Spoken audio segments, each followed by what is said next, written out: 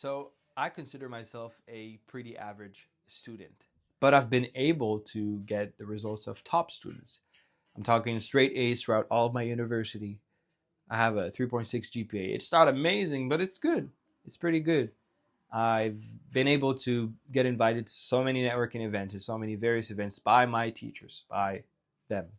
I joined a entrepreneurial. I was selected to join a entrepreneurial incubator at my university. I was a research assistant, and I've had multiple internships at while I was in university. I'm finishing right now. So how was I able to do all of that while being an average student? And when I say that, I mean that. I don't think I have an above average IQ. I don't think I have any gift in terms of thinking or solving problems. I don't. But I was able to get results, the same results that top students get, while not studying that much and not doing much more than other people. And I was thinking about that. Why so?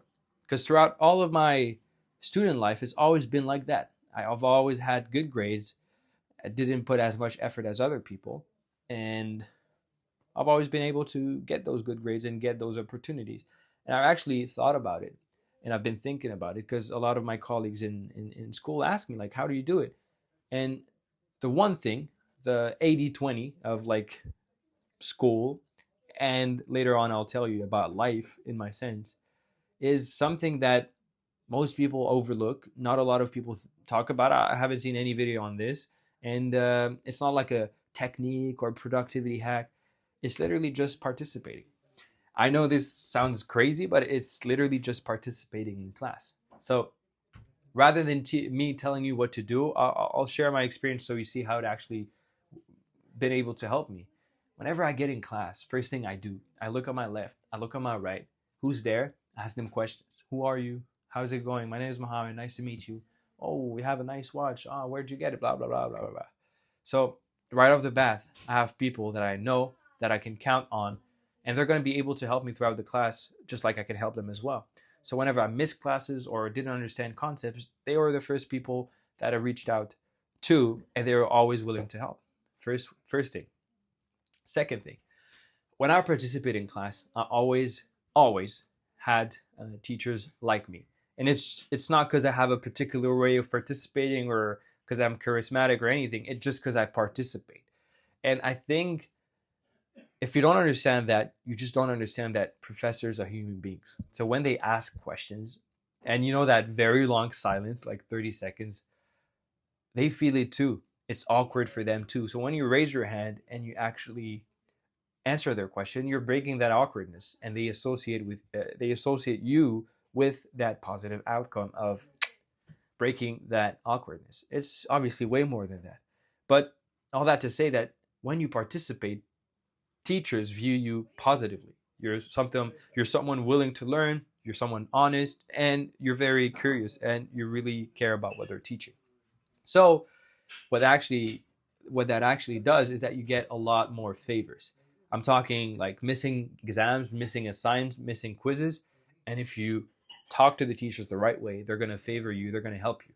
They're going to move that exam, they're going to move the points from that exam to another one, they're going to give you extra work if you want to get a better grade, and they would never do that with other students. And I'm not talking just about students that are never there. I'm literally talking about students that are always there in class but never participate. Because when you have a class of 60, 70, 80 people, if you don't participate, you don't exist. Like, it's hardly possible for a teacher to remember you. So that's for one. It's always going to be easier to get that feedback, to get help from teachers. Whenever I'm going to email them or ask for their help, they're always willing to help just because they have that positive image of me. And then the other thing, and I think this is the biggest thing for me, is that when you're in class, especially university, what I've noticed is that most students are there but not actually there. I would say like 20% of students are there, or 30% of students. 70% of them are like browsing flights. I don't know why, but all the students at my university are like browsing flights. Like, this is the new trend. I know that it's winter and it's very cold, but or they're on Discord, on Reddit, watching the news. They're not actually there. So what? How do they cope? They probably study a lot after class and study a lot before class. But when I participate, what it actually does for me is that unconsciously, I'm obligating myself to be present. Because I can't ask questions if I don't know what's going on. I can't answer questions if I don't fully understand what's going on. And I can't do all of that without keeping eye contact with the teacher and fully understanding what he's saying. So the byproduct of that, the byproduct of me participating, and I didn't engineer this, it just somehow happened to work very efficiently, is that I'm actually present in all classes. I'm physically and mentally present, and I assimilate the information way easier and way easily. And it's active participation. So then after class, I don't have to study as much because I'm already integrating the information while I'm in class. And I know this doesn't sound like rocket science. It's not. It's simply not. Participating in class is good. We've probably told you this in kindergarten. But 90% of students in my classes, all of them, and I've been in school for, I don't know, like counted until my bachelor's degree. So a lot of years. 90% of students do not participate. Even if there's like a silence of 50, 60, 1 minute, like a 60-second silence, nobody's going to participate.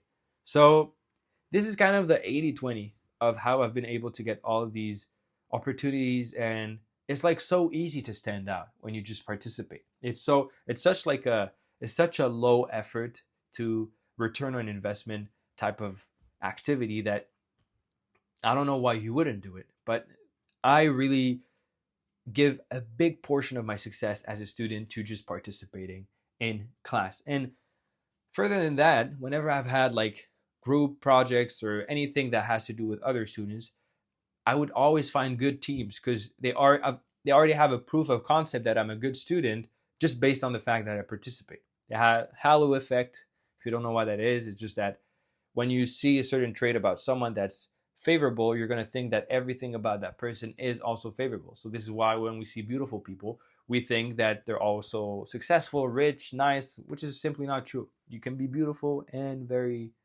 awful in other ways. We've seen that in the news. So it helps me with getting good teams, good projects, and ultimately good grades. So participating is kind of my bread and butter, and it's been very easy for me to get good grades and get good opportunities just based on the fact that I participate in class. And a lot of people think that I'm super intelligent or, oh my God, like you're so thoughtful. I'm not. I'm just always asking questions, always curious, and always trying to learn more. And to end the video, that's kind of the prerequisite to participating is being curious. And I've been gifted with a household that really put a lot of emphasis on on curiousness from a very young age.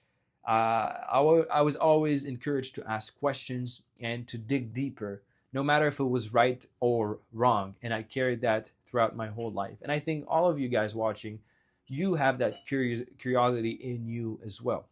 You might not manifest it the same way, but it's always been helpful. And to end the video, I think that my thought on participating is that it's also been able to help me in a lot of other aspects of my life. When you participate, in the sense that you engage in your environment, you're actually curious, you ask questions, you want to know more, what happens is that you meet a lot more people. You get into a lot more opportunities and you put yourself out there. And this is not something you can just pull off like that. It's not like, okay, tomorrow I'm going to participate. This is something you need to cultivate and kind of integrate into your personality. And I think it's one of the greatest things that I've ever been gifted with.